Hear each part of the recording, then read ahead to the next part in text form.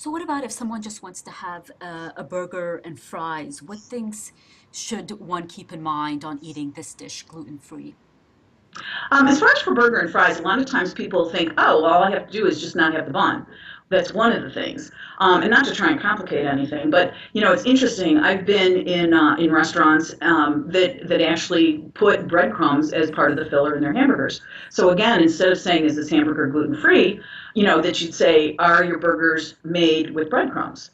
And sometimes, restaurants take offense to that, and they're like, of course not. We have 100% meat. And they say, well, I didn't think your restaurant would. However, I have been to other places that do. So that's the first thing I check is to make sure that the hamburgers are not made with breadcrumbs, because then those are already prepped.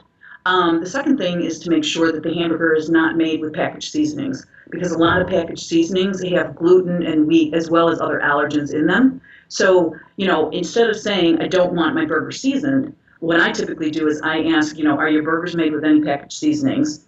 And then a lot of times they'll come back and say no. And then I say, okay, well, what are your burgers seasoned with?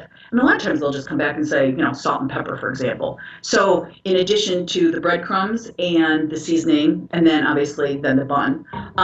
As far as for fries, the biggest thing as far as for fries is cross contact. So the question, instead of asking, are your French fries gluten free?